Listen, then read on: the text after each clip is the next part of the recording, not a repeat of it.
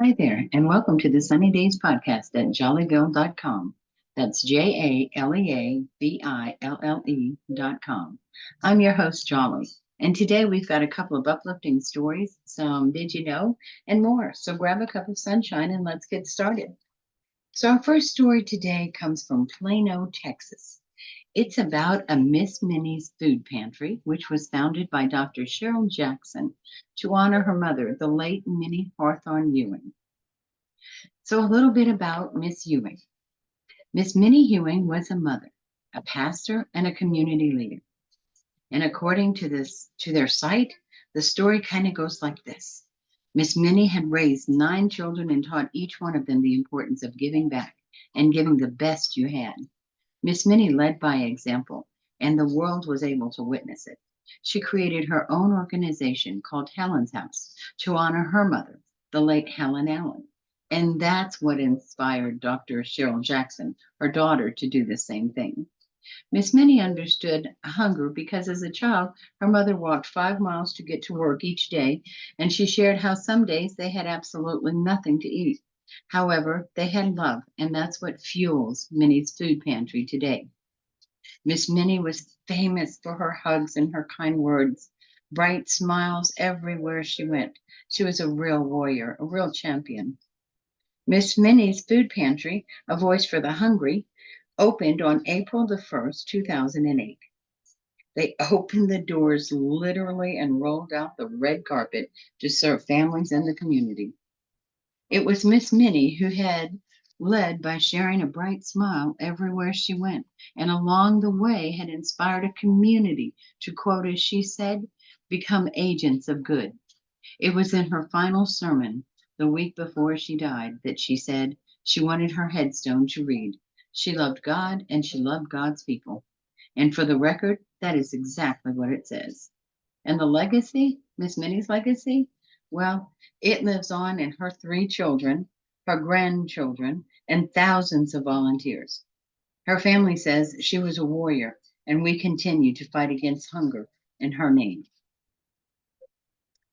It started out in humble beginnings, a 500 square foot building has grown into a 28,000 square foot building of love and service to a community, with 4 locations now in 3 different states and over 40,000 volunteers. We understand that hunger is everywhere, and so are we, is not just their saying, it is something they live by.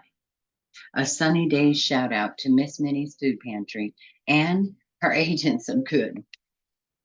And here's a story about one Miss Emma Grace King, a 14-year-old young lady in Virginia who provides music lessons to other students. It was in an interview Emma was asked, "What motivated you to find it's art for you?" She said that her and her sister were really inspired after their own experience performing at a local Title I school a couple of years back. They enjoyed performing so much, and it seemed like the students they were performing in front of enjoyed it just as much as they did.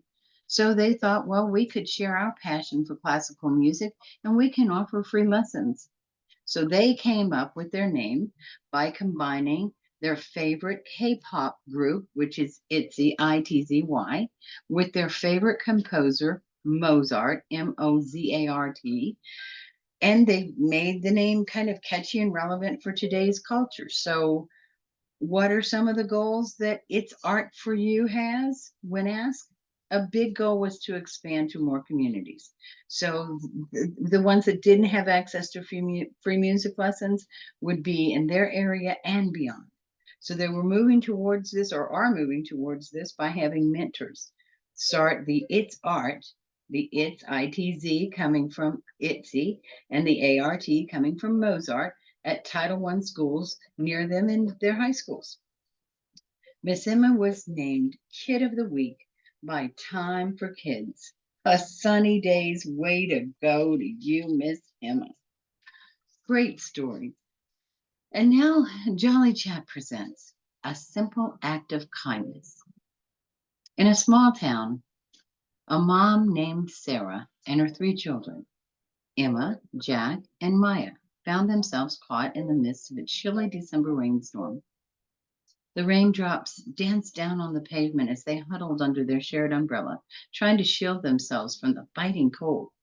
As they hurried along the wet streets, the trio spotted a homeless man sitting on a doorstep, clutching a thin blanket around himself. His loyal companion, a scruffy little dog, curled up beside him, seeking refuge from the rain as well. His eyes reflected the weariness of the life lived on the unforgiving streets. Sarah's heart ached as she looked at the man and his dog. Without hesitation, she turned to her children and said, "We may not have much, but we have enough warmth this year." The kids nodded, understanding their mother's unspoken message. Emma reached into her backpack and pulled out an extra scarf, offering it to the shivering man. Jack took off his own jacket and handed it to him, while little Mia offered her stuffed bunny, hoping to bring a bit of comfort to the man's loyal companion. The man's eyes widened in surprise and gratitude. "Thank you," he whispered, his voice barely audible over the rain. Sarah smiled warmly, and with a smile and a silent nod, they continued on their way. As they walked away, the rain seemed to lose its sting. The simple act of kindness had created a warmth within them that surpassed the chill of the December evening. Unbeknownst to them, the homeless man, now clad in a warm jacket and wrapped in a cozy scarf, shared his newfound comfort with his faithful dog. The days passed, and the memory of the rainy evening lingered in the hearts of both the mom and the children, as well as the homeless man and his loyal companion. Unconditional kindness had connected their worlds in a way that transcended the barriers of circumstance. One day, as the sun broke through the clouds, Sarah and her children stumbled upon the same doorstep where they had met the homeless man. To their surprise, they found a note written in shaky handwriting. It read, "Thank you for the warmth. Your kindness reminded me that there is goodness in this world. May you always find the warmth you shared with me." The encounter had left an indelible mark on everyone involved. It was a poignant reminder that even on a chilly December evening, a simple act of kindness could create a ripple effect, warming not only the bodies, but also the souls of those touched by its embrace. The end. So true. So true. And speaking of kindness, here's a few quotes by Morgan Freeman. "How do we change the world? One random act of kindness at a time." And by Miss Annie Lennox, here's what she said: "Ask yourself, have you been kind today? Make kindness your modus operandi and change your world." And Miss Amelia Earhart, "A single act of kindness throws out roots in all directions, and the roots spring up and make new trees." Beautiful from Miss Maya Angelou. She said, "I've learned that people will forget what you say, people will forget what you've done, but people will never forget how you make them feel." And how about the Brity Albert Einstein, who said, "The ideals which have lightened my way and time after time have given me new courage to face life cheerfully have been kindness, beauty, and truth." Absolutely love them. And William Arthur Ward, our last one. "A warm smile is the universal language of kindness." Hail to that. And to continue on our kindness theme, here's a bit of did you know about kindness. Did you know engaging in acts of kindness produces endorphins?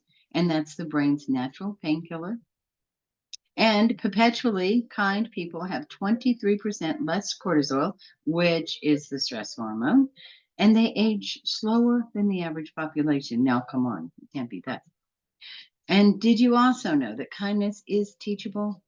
We are psychologically wired to help someone in need, and kindness is contagious. When we witness and often hear of an act of kindness, it can improve our own mood. making us more likely to pay it forward. And remember, while being kind to others, always, always be kind to yourself.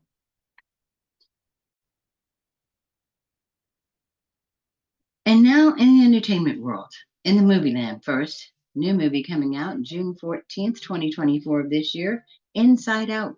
The wonderful Pixar film Inside Out showed us what things are like inside of an emotional young girl's head. How do you raise the stakes for that sequel? You go inside a teenager's head, of course. Inside Out 2 will revisit Wiley now that she's in college, and it will fittingly introduce a host of new emotions. There are reporters that, aside from Amy Poehler, not all of the original voice cast, whose ranks include Bill Hader and Mindy Kaling, will return for the sequel. Looking forward to that one.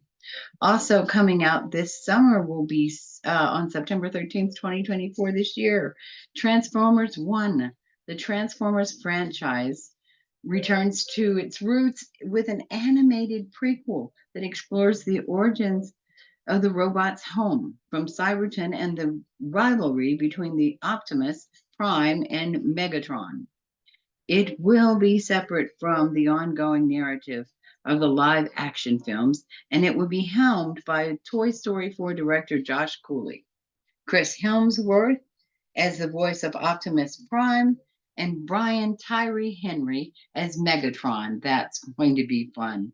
Looking forward to that. Here's another good one coming out, Mufasa, the Lion King. It won't be out for a while, though. It doesn't come out until December this year. So the live action Lion King, which was 100% computer generated and not actually live, just to be clear, is getting a prequel that will explore the backstory of Simba's father, Mufasa. James Earl Jones, who voiced Mufasa, is the original Lion King, and the remake will not only voice his younger version of Mufasa, very good, and instead Aaron Pierre will play the character. Well, that'll be a bit of a change. That'll be nice. Looking forward to that. And in the music world, here's a few more artists and bands that are going on tour this year. Mr. Bruce Springsteen and the E Street Band will be stopping in Phoenix, Arizona, Belfast, Northern Ireland, Stockholm, Sweden, and many, many other locations across the globe. And I believe I misspoke. That's Northern Ireland. Keith Urban will make 10 stops throughout the U.S. and Canada this year. Mr. Blake Sheldon, no longer beholden to his schedule at The Voice, is a touring man with dates in Hershey, Pennsylvania, Austin, Texas, Portland, Oregon, and more. And some bands, Def Leppard's out and begins their tour with Cheap Trick and Journey in July. They will later be joined by Heart for a series of shows. A few dates will also include the Steve Miller Band. That should be fantastic. Also going out on tour is going to be the Red Hot Chili Peppers. They begin their North American tour in February this month in California. Show dates include stops in Tempe, Arizona, Salt Lake City, Utah, Toronto, Canada, and more before they finish off in Maryland Heights, Missouri. Great music coming about. And as we come to a close of today's episode, let's remember that the stories we've shared can serve as a reminder of the goodness that surrounds us every day. Beauty is in the eye of the beholder. So find your beauty, shine, and share it. Remember to spread love, joy, and positivity whenever and wherever you go. See you next week for more stories, entertainment news, and fun facts. And until then, peace and love always. And thank you for tuning in to the Sunny Days podcast at jollyville.com. That's JALEAVILLE.com. See you next week.